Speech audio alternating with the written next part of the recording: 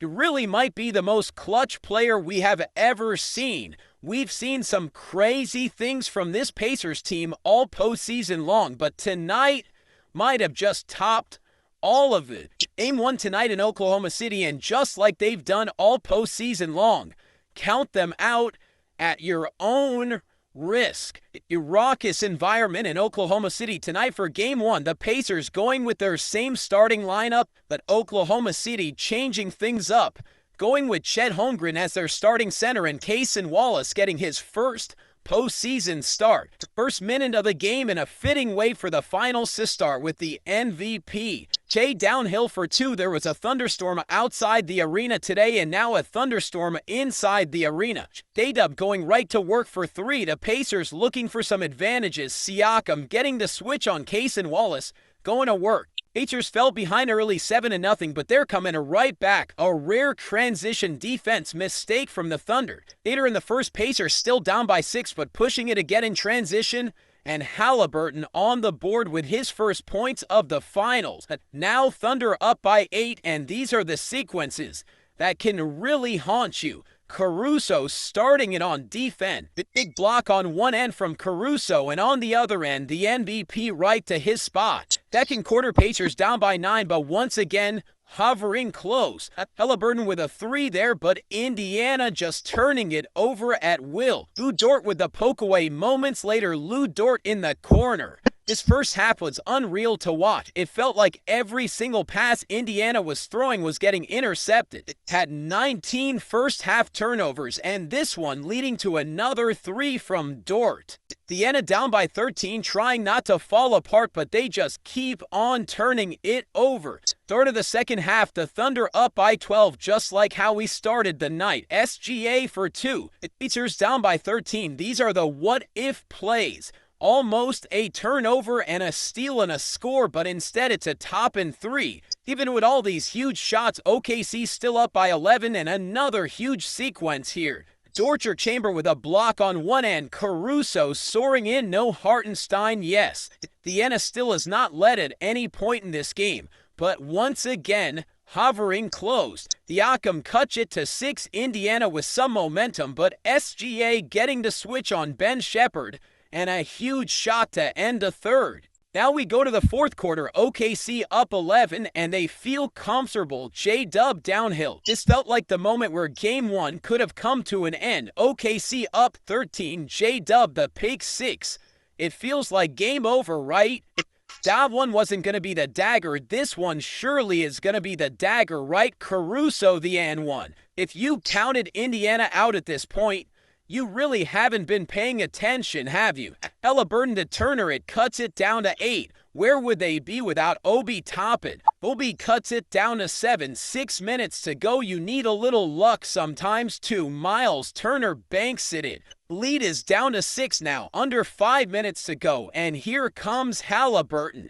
2 minutes to go. It's a 6-point game. Remember, this team is 7-1 in clutch moments. Nembhard steps it back and buries the 3, but moments later, Dort to the rescue. Lou Dort with a colossal block. SGA the layup. That felt like another sequence that would put the game away. But Thunder up by 3 and Siakam with a huge block. The Pacers down by 3. Under a minute to go. OKC dealing with some nerves, and Siakam again. OKC up by 1. What happened in the final 20 seconds can only be described as pandemonium. Indiana has a timeout at their disposal. They don't have to foul because the shot clock and the game clock are not matched up.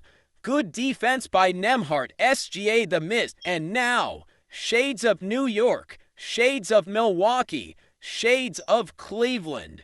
Of course he did it. Seriously, when Tyrese Haliburton rose up to shoot that shot, I think every single person that's watched the Pacers this playoffs knew that he was going to make it. You know the Knicks' comeback was even crazier. They've had crazier comebacks this postseason. But this one was unbelievable. He never led the whole game. Everybody in the gym knew that he was not passing this ball. And yet, he did it again. OKC with one final prayer with .3 seconds to go. Caruso lobbing it to the rim for Holmgren, no good. And the Indiana Pacers have secured a huge, monumental Game 1 upset. Everybody's going to remember the shot, but what I'm going to remember is this moment from Haliburton after the game. Did you notice that as soon as the game ended, Haliburton points up and says, "Hey, that's only one game." It's easy to get lost in the moment and think that this series is over after a colossal, momentous win like this. Let's put things into perspective for a second. It's only one game. But again, that's what the Knicks said. That's what the Cavs said. It's starting to feel very Dirk Nowitzki 2011-esque, this postseason run by Haliburton. But really, has there ever been a player with more clutch, iconic moments in one postseason run than this man this year? It is crazy. We genuinely will never see something like this ever again. The Milwaukee comeback, the Cleveland comeback, the Knicks comeback, and then tonight a 15-point fourth quarter comeback, and mind you, they only led for .3 seconds in the whole game. And that's not the only thing about tonight's win for Indiana. They played terribly for their standard. And that's what Siakam and Haliburton said after the game. Quote, "Let's get greedy, man. We didn't even play well." This courtesy of Andrew Grief. Indiana had 17 more turnovers than OKC and 16 fewer field goal attempts. And won. SJ goes for 38, 5, and 3 on 14 of 30 shooting from the field, but he's going to need a lot more help from J-Dub and Chet. Everybody's going to remember the final shot tonight, but don't forget about the unsung heroes. How about Obi Toppin? 5 made threes for Toppin tonight, and I thought the most important aspect of his game is the fact that he showed that he can hang on the floor and even play some small ball center for the Pacers. And don't forget about Andrew Nembhard. How about that huge three he had to cut it from 6 down to 3, the step back over SGA with 2 minutes to go. He was incredible late. But of course, the story of the night, Haliburton. How about this statistic? Most go-ahead or game-tying field goal. Final 5 seconds of fourth quarter or overtime since the 97 playoffs. LeBron number 1, Reggie and Tyrese now tied for number 2. Now we all anxiously wait. Game 2 on Sunday night. By the way, if tonight did not get you excited, we need to take you to the doctor and check your pulse, because that is as riveting as sports can get. Long way to go still, of course, but if you saw my preview today, you know I'm rolling with the Pacers in this series, and after one game, my mind hasn't changed at all. Has your mind changed at all after that epic Game 1?